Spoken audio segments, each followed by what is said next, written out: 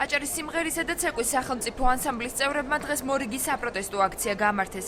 ისინი ანსამბლის ყოფილი სამხატვრო ხელმძღვანელის თემურ ქორიძის სამსახურში აღდგენას მოითხოვდნენ. ბათუმის დრამატული თეატრის წინ შეკრებილ ათეულობით მოცეკვავეს სოლიდარობა დღეს სხვადასხვა შენობებში თვითნებურად შესახლებულმა სოციალურად დაუცველმა მოქალაქეებმა გამოუცხადეს. მოცეკვავების განცხადებით, რამდენიმე დღის წინ განათლების სამინისტროს თანამშრომლებისაგან თემურ ქორიძის თანამდებობაზე დაბრუნების პირობა მიიღეს, თუმცა მათ დაპირება ჯერ კიდევ არ შეუსრულებიათ.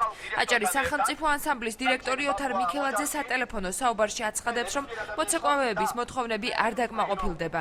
უსაფუძვლოდ მიიჩნევენ მოცეკვავეების მოთხოვნებს აჭარის განათლების სამინისტროშიც. ლადომ გალობლიშვილის თქმით, უწყება ანსამბლის საქმიანობაში ჩარევას არ აპირებს. შეგახსენებთ, რომ ყოფილი სამხატვრო ხელმძღვანელი თემურ ქორიძე ხელშეკრულების ვადის ამოწურვის შემდეგ იანვრის თვეში გაათავისუფლეს. ჩვენი ერთადერთი მოთხოვნა არის, რომ სამხატვრო ხელმძღვანელი ბატონი თემურ ქორიძე დააბრუნონ ისე თავის ადგილას და დანიშნონ სამხატვრო ხელმძღვანელად. ჩვენ გქონდა ამ ხალხთან შეხვედრა, ჩვენ უთხარით, რომ იქ დაინიშნებოდა დირექტორი, რომელიც ერთი თვით ვადით გაუგზავნებდა ხელშეკრულებას მოქმედ სამხატვრო ხელმძღვანელს, მხოლოდ იმის გამო, რომ მომხდარიყო კონცერტის სრულყოფილა ჩატარება, შემდეგ დირექტორთან თუ მოხდებოდა ურთიერთობა, დირექტორი გადაწყვეტდა რა იქნებოდა შემდგომში. ეს არის დირექტორის გადასაწყვეტი, დირექტორი ვისაც საჭირო ჩათვლიდა, მას ჰქონდა ამის დანიშვნის უფლება. თემური მე არ დავხვედრია იქა და მე მოვიყვანე ის პიროვნება იქა ვაკანტურ ადგილზე არის ჩემი ბავშვების სიყრმის მეგობარი, რომელთან ერთად პიორთან მოსავლები ახალგაზრდობის სასახლეში ცეკვავდით ერთად.